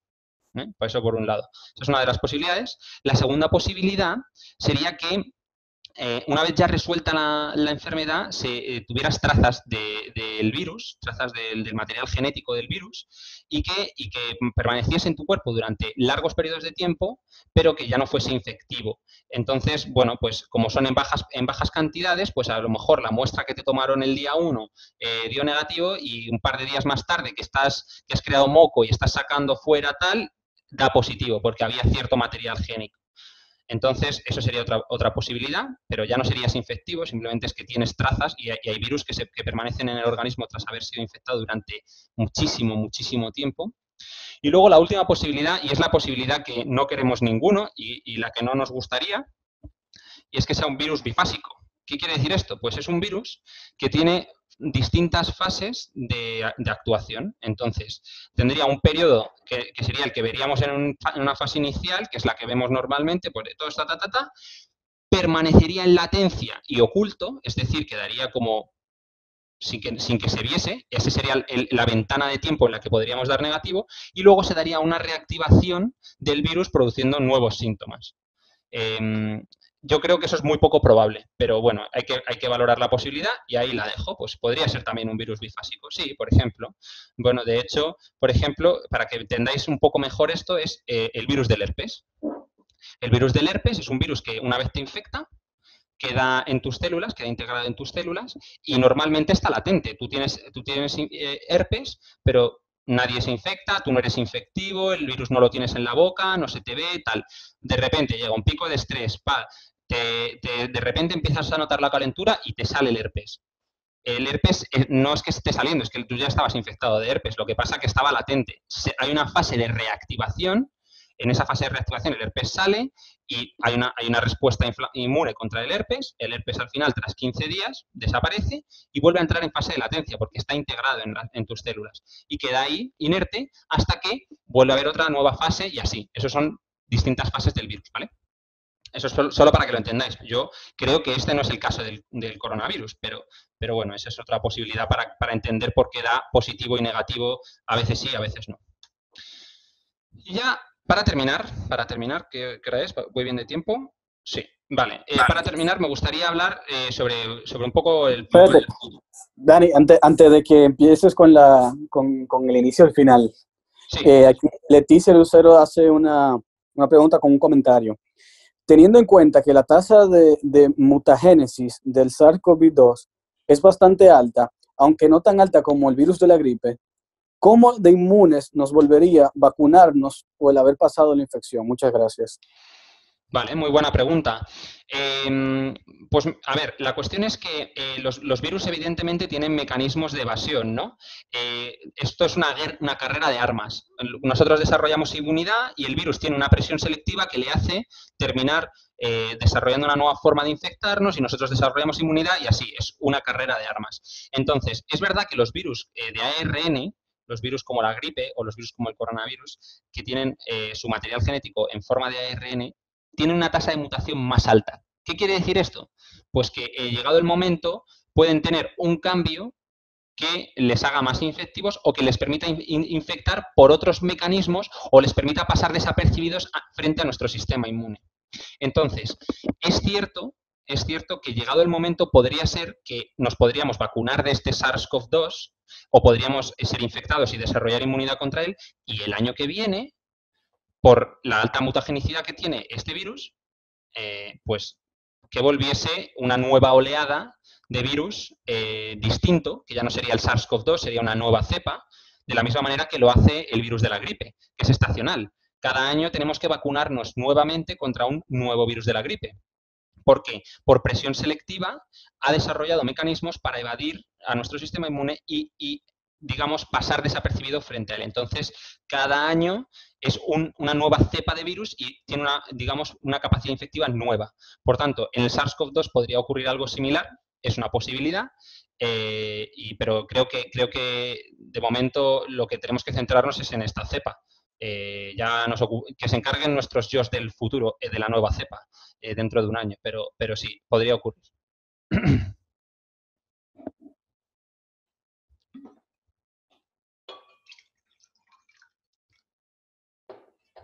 ¿Hay alguna pregunta más, Diego? No hay ninguna pregunta más y por lo visto parece que estuvo bien respondida porque no han comentado nada más, así que a ver si podemos darle inicio al final. Entonces, futuro.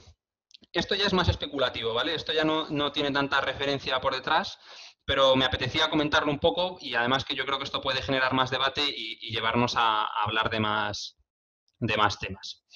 Entonces, ¿para qué estamos haciendo lo que estamos haciendo? Porque a lo mejor no estamos entendiéndolo del todo, ¿no? Entonces, las medidas de confinamiento tienen, yo diría que 4 objetivos básicos. En primer lugar, lo que buscamos ya hemos aceptado que el virus ha venido para quedarse. O sea, ya no estamos pensando en acabar con el virus, que eso era el objetivo inicial, ¿no? Con las medidas de control que había y tal, pero se nos ha ido de las manos y ya el objetivo no es eliminar el virus. Ahora solamente es controlar las infecciones. Por decirlo de algún modo, lo que pretenden es que nos infectemos ordenadamente. ¿Qué quiere decir esto? Que no reventemos el sistema sanitario infectándonos todos al mismo tiempo. O sea, presuponer que nos vamos a infectar todos, pero tú hoy, yo dentro de 15 días, el otro dentro de 20 y así, ordenadamente para que sea una infección controlada y ese es el aplana la curva. Esa es una de las razones por las que estamos haciendo el confinamiento. La segunda es, estamos comprando tiempo. Estamos comprando tiempo para avanzar en los ensayos clínicos para encontrar tratamientos contra el coronavirus, que son estos ensayos clínicos que os comentaba, del Solidarity y tal, y hay más ensayos clínicos, por supuesto.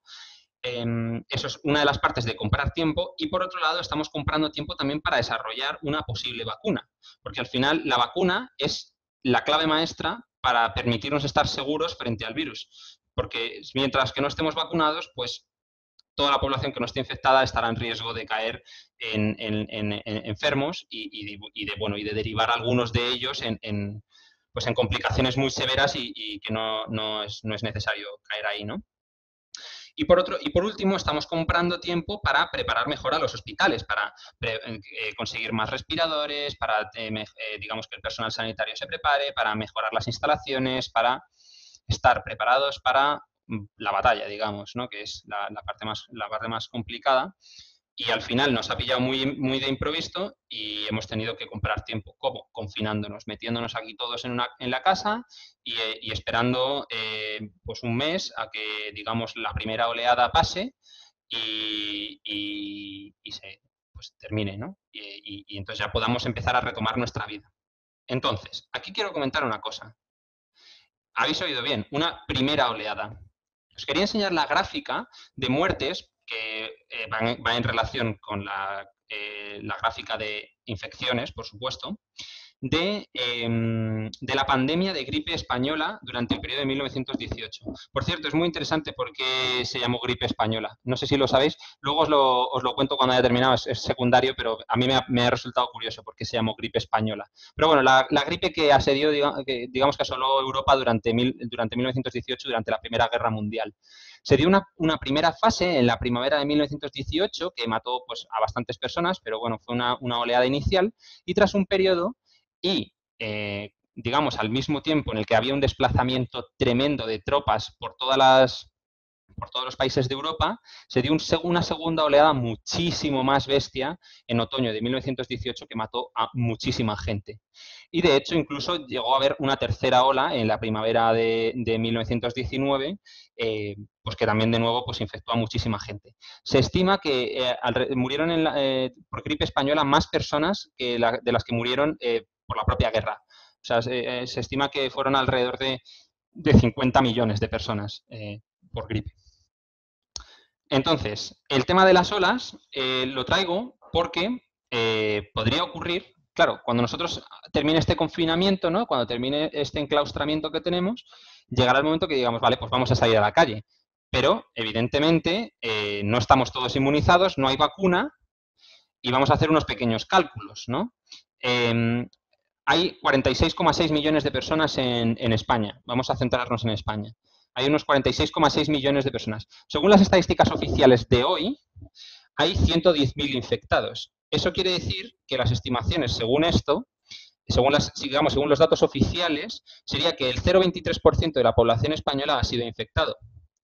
Pues bueno, parece bastante intuitivo pensar que una vez volvamos, pues es que queda un 99,77% de personas listas para ser infectadas, con lo cual sería muy posible que se diese una segunda oleada de infecciones, ¿no? Esto, como ya sabéis y como ya podréis intuir, es bastante irreal, es bastante poco creíble y es más, digamos que se están haciendo estimaciones para intentar, digamos, saber exactamente el número de infectados. Uno de nuestros compañeros, Carlos Bort, ha hecho pues, distintos estudios a través de ciencia de datos y de análisis estadísticos y ha inferido que alrededor de entre el 1,5 y el 3,8% de la población podría llegar a estar infectada. Esto en España, ¿vale?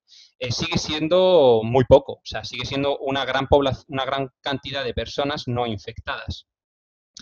Y luego hay un estudio que es, digamos, el más, bueno, no sé, como el más optimista, no sé si no llamaría optimista, pero el que hace una estimación mayor, es un estudio que han publicado en la Universidad de Oxford, que estima que el 15% de la población, 7 millones de personas, han sido infectadas. Aún así, un 15% es muy poca gente. Es decir, cuando volviésemos, podríamos llegar podría haber una oleada secundaria, porque hay muchos no infectados. Entonces, solo quería comentar que encima de todo esto, encima de todos estos datos que sabemos, y es que nosotros estaríamos estudiando esta pirámide, ¿vale? Porque los test que se están haciendo en España son esta zona, que son los que tienen síntomas moderados, si es que se les hace test, que no, y luego los que están críticos y severos, que son la gente que entra en el hospital y que, bueno, pues evidentemente se les hace un test de coronavirus para saber cómo tienen que proceder con este paciente, ¿no? ¿Qué pasa? Que ocurre que se ha descrito que hay personas que son asintomáticas. Este 50% no le hagáis caso, ¿vale? Porque no tiene por qué ser real. Es decir, no hay una cifra exacta de cuántas personas asintomáticas hay, pero sabemos que hay asintomáticos. ¿Y por qué sabemos esto? Pues mirad, esto es una cosa muy interesante. Estos son los datos de casos, porcentaje de casos en Corea del Sur y en Italia. ¿Por qué esta discrepancia, no? ¿Por qué de repente aquí vemos en el rango de edad de entre 20 y 29 años un pico tan pronunciado en positivos para coronavirus, mientras que en Italia no lo vemos? Pues esto es muy simple, esto es por los test que se están realizando. En Italia, como en España, se están realizando a las personas que entran en el hospital, que entran con síntomas graves y que requieren tratamiento. ¿Y qué personas son esas? Pues los rangos de edad altos, entre 40 y 80 años. Pues eso es el pico. ¿Qué se hizo en Corea del Sur? En Corea del Sur se hicieron testajes randomizados, se hizo un screening masivo, se analizó a toda la población bueno, no a toda la población, pero se cogió a una gran parte de la población de Corea del Sur y se le hicieron test presentasen síntomas o no. Y si os fijáis, pues tienen unas distribuciones muy distintas y podríamos decir, bueno, pero es que sus poblaciones son distintas. Corea del Sur a lo mejor tiene más gente joven que Italia y por eso esos picos y tal. Pues aquí veis en esta diapositiva que las distribuciones de edad, como podéis observar, más o menos son iguales. Más o menos tienen la misma distribución de edad, no tienen un especial aumento de personas del rango entre 20 y 29 años. Sin embargo, sí que vemos este pico. Y es que este pico podría ser de personas que presentan síntomas moderados o leves, o incluso son asintomáticos, que son estas personas que no van al hospital, que me encuentro un poco mal, tengo tos, tengo fiebre, y pasan desapercibidos. Y eso podría estar haciendo que nuestros cálculos estuvieran muy infraestimados. Entonces, bueno, dependiendo de cómo al final termine resultando esto, de cuántas personas realmente estén infectadas, de cuántas no, y de las medidas que se tomen al reincorporarnos tras esta cuarentena o tras este confinamiento, vamos a poder observar, y estos son análisis de predicciones de qué es lo que podría ocurrir al terminar este confinamiento, y es de oleadas de picos de infección. Digamos, conseguimos disminuir totalmente el número de infectados o el número de personas que están graves, volvemos a la calle, pero claro, evidentemente había gente asintomática, había gente enferma, había gente que todavía no había resuelto la enfermedad y vuelve a darse una infección en crecimiento exponencial, por supuesto, y volvemos a darnos cuenta, tomaríamos medidas de bloqueo que disminuirían de nuevo y así oleadas hasta conseguir que la mayor parte de la población estuviese infectada o se hubiese, digamos, pasado por la enfermedad y ya hubiera desarrollado inmunidad contra la misma. ¿Por qué es interesante esto? Bueno, pues esto es por lo que se llama inmunidad de rebaño. Entonces, quiero que veáis esta gráfica y os fijéis en donde pone vaccinated, que es, digamos, está en verde, son las personas que ya están inmunizadas, personas que no pueden ser infectadas. Entonces, cuando muchas personas han sido infectadas y tienen inmunidad, lo que hacen es funcionar como una barrera física contra digamos, una barrera física protegiendo a las personas no infectadas de las que están infectadas. ¿Por qué? Porque, por ejemplo, imaginemos que yo, digamos, ya me he puesto enfermo y he desarrollado inmunidad. Y, por ejemplo, mi mujer está infectada. Si yo no hubiera estado inmunizado, mi mujer me lo podría pegar a mí y después yo a mis padres. Pero digamos, yo estar inmunizado, mi mujer a mí no me lo puede pegar y por tanto yo funciono como barrera, yo corto esa cadena de transmisión con mis padres. Mis padres estarían a salvo porque yo ya tengo inmunidad. Entonces, como veis, para que la cadena empiece a digamos, para que esta inmunidad de rebaño empiece a ser funcional, se requieren altos niveles de personas inmunizadas, alrededor de entre el 70 y el 80%, para que esto sea efectivo y haya un bajo porcentaje de infecciones. Realmente el objetivo siempre es conseguir un porcentaje de inmunización máximo. ¿Y cómo podemos conseguir estos porcentajes? Pues estos porcentajes se pueden conseguir mediante la vacunación. La vacunación, que es nuestro objetivo, uno de nuestros objetivos principales ahora mismo y por lo que estamos comprando el tiempo, que lo que nos permitiría sería inmunizar a una gran parte de la población para que así las personas, digamos, la población de riesgo estuviese protegida frente a la infección. Entonces, como veis, quería enseñaros una cosa que esto me pareció muy interesante y es explicaros que en tiempos de guerra y en tiempos de crisis... Uy, ¿alguien está pintando? ¿Yo puedo pintar? No. Ay. No sé por qué esto se ha pintado, pero bueno. La cuestión es que en tiempos de crisis, digamos que los procedimientos cambian mucho, ¿no? Y entonces, pues, por ejemplo, bueno, no estoy entendiendo por qué se pinta. La cuestión es que, por ejemplo, imaginemos respiradores, ¿no? Que es una cosa que nos toca de cerca en Celera por el grupo, digamos, que está trabajando en el desarrollo y tal.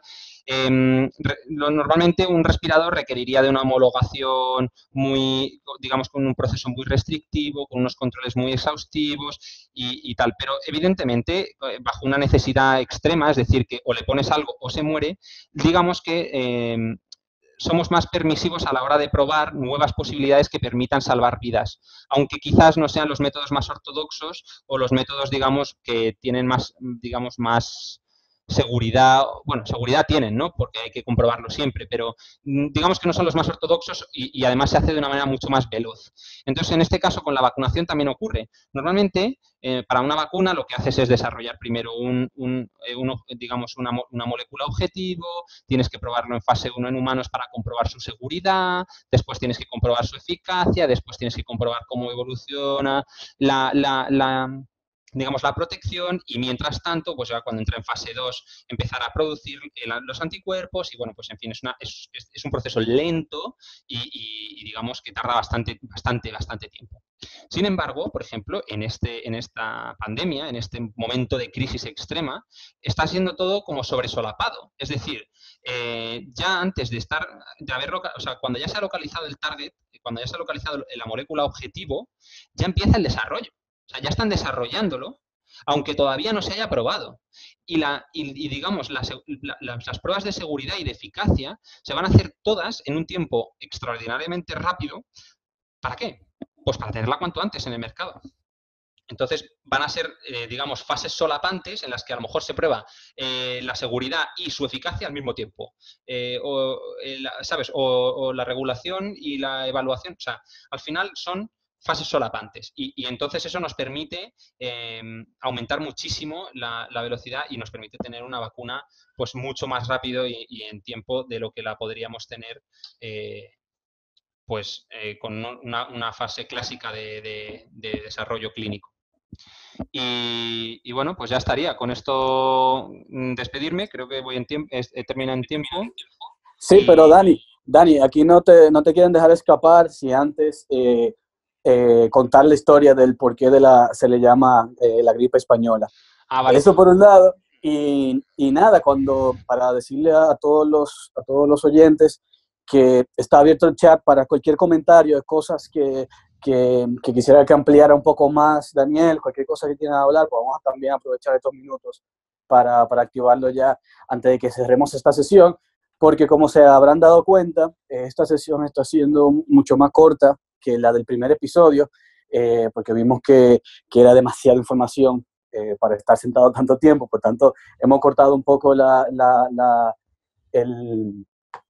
largo de las charlas, así que nada, te paso la palabra, Daniel, para que cuentes la historia de la gripe española. Vale, pues la gripe española se llamó así no porque se originase en España y no para darnos mala fama, porque realmente es una de las peores pandemias que ha sufrido la humanidad después de la peste negra, pero se llamó así porque, como sabéis, en la Primera Guerra Mundial España se declaró neutral. España no intervino en la Primera Guerra Mundial. Entonces, digamos que durante ese periodo de tiempo, en 1918, había libertad de prensa en España y digamos pues que los medios no tenían problemas en indicar las muertes que había y los problemas que estaban derivados de esta infección, ¿no? De esta gripe pandémica. Sin embargo, en otros países europeos, donde también estaba, digamos, asediando tremendamente a la población, estaban en guerra. Entonces, desde los gobiernos se prohibía los comunicados que pudiesen distraer de cualquier cosa que no fuese los propios asuntos de la guerra. Con lo cual, evidentemente, decir que en tu país están muriendo 20 millones de personas y tus objetivos son militares y quieres conquistar otro país o quieres evitar la conquista de tu país, pues evidentemente distraería la atención. Entonces, esos países, digamos que censuraban las noticias sobre la gripe española, sobre las muertes que causaba y sobre los daños que estaba provocando en la población. Entonces, claro, digamos que los únicos registros que hay o los mayores registros que hay se encuentran en España. Son los registros de los medios españoles que pues, tenían libertad de prensa y contaban las cosas como estaban siendo. Evidentemente, eso genera un desnivel a la hora de cuántas personas parece que murieron tremendo, ¿no? Entonces, pues se llamó gripe española porque en España murieron muchas personas de gripe española, aunque en realidad murieron en toda Europa, lo que pasa que no reportado. Muy bien, Dani, muchísimas gracias. Aquí te están amarrando con una última pregunta, y es que, ¿qué vamos a hacer si no tenemos vacuna en octubre? Es que, claro, aquí esto ya es especulativo, ¿eh? Esto ya no hablo como Dani científico, hablo como Dani persona. Es complicado porque el problema de volver a la vida normal es lo que os he enseñado, ¿no? Sería esto. Hay muy poco porcentaje de población infectada y si no hay vacuna, vamos a volver a tener picos de infección. Entonces, lo que yo creo es que se va a empezar a hacer liberaciones contenidas de la vida social. Es decir, a lo mejor nos permiten reintegrarnos a nuestros trabajos o bueno, pues a hacer ciertas cosas, ¿no? A salir a caminar y, bueno, pues este tipo de cosas. Pero, por ejemplo, yo creo que va a estar durante bastante tiempo prohibido las reuniones grandes, las convenciones, conciertos, manifestaciones, en fin, pues cualquier tipo de reunión en la que pueda ser un foco de infección como el que hemos visto en días pasados, de grandes reuniones que han sido picos de infección, pues van a estar prohibidos durante mucho tiempo. Eso por un lado. Y luego por otro, por ejemplo, Alemania ha propuesto una cosa que solamente es como un poco especulativo, pero que a lo mejor, llegado el momento, no lo terminamos viéndolo, y es que al final las personas inmunes ya no tienen peligro, con lo cual se les podría dar más permisos a las personas inmunes que a las personas, digamos, que no han sido infectadas. Entonces, a lo mejor podríamos llegar a ver una diferenciación entre personas inmunes y no, ¿no? Tú eres seropositivo, sí, no, tal.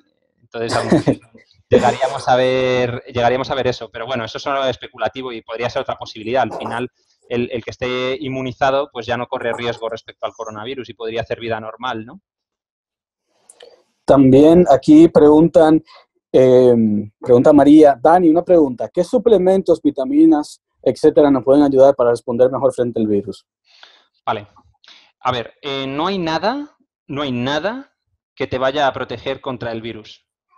¿Qué me refiero? O sea, no existe. O sea, si el virus te infecta, si tú tienes contacto con una partícula vírica o con varias partículas víricas que entran en tus tejidos y tus células son infectadas, no hay ninguna vitamina en el planeta que te vaya a evitar la infección.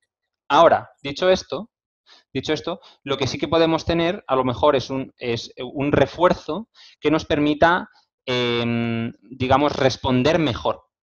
No evitarlo, pero sí responder mejor. Entonces, bueno, pues en general una buena nutrición ya va a mantener los niveles de vitaminas y de pues eso, de nutrientes suficientes. Sin embargo, quiero mencionar que, y muy preliminarmente, y esto es algo súper preliminar, se ha visto que en pacientes muy enfermos, ya muy dañados, inyectando vitamina C en sangre, se ha visto que tienen una mejor recuperación. ¿Vale? Muy preliminar. Esto no os pinchéis vitamina C, por favor. Sé que por ahí hay algunos que les gusta tontear con las pastillitas de vitaminas, pero, pero no, de momento no hay nada confirmado así como 100% que se sepa segurísimo, ¿no? Y luego, pues, ya está, tener una buena nutrición y mantenerte, dormir bien para mantener bien los niveles basales de activación del sistema inmune, luego también hacer ejercicio regular, intentar mantener el tono basal de actividad, aunque estemos encerrados, pues oye, intentar hacer alguna actividad en casa, pues no hace falta que sean pesas o flexiones, pero se puede, yo qué sé, tener ejercicios aeróbicos, yo qué sé, yoga, bailar, no sé, pues eso, lo que cada uno haga, pues intentar mantenerlo, porque también el cuerpo cuando está activo, digamos, mantiene niveles tónicos de su sistema inmune. Muchísimas gracias, Dani, de nuevo. Bueno, y antes de cerrar, comunicarle a todos que esta no charla ha sido grabada, que estaremos también publicándola en nuestro canal de YouTube. También la verán por diferentes lugares que estará publicada. Yo creo que Dani también seguro publicará algo sobre la no charla. Eh, para deciros también que aunque tenemos fecha cerrada, en teoría, como el miércoles de la semana que viene, todavía eso puede variar, o sea que al igual que en esta ocasión, nos mantendremos por las vías de las redes sociales y Eventbrite, cualquier nueva información y también sobre el próximo tema que vamos a estar hablando y el próximo noche lista que tendremos. Como esto va muy rápido, pues no le puedo dar respuesta ahora en el momento de qué vamos a estar tratando en la próxima no charla, pero la próxima semana seguro estaremos por aquí. Queremos contar con vuestra presencia, vuestra participación de nuevo. La verdad que ha sido un formato que creo que ha tenido mucho enganche. Y te leo, Dani, a ver, no hay ninguna otra pregunta, pero sí un montón de comentarios. Gracias, Dani, gran charla, muchísimas gracias, muy interesante, muchísimas gracias, muchísimas gracias, muchísimas gracias, y muy interesante de nuevo también. O sea que por aquí estaremos, y si alguien quiere hacer alguna última pregunta, este es el momento, y si no, ya entonces cortamos la sesión y seguimos comunicándonos vía las redes sociales.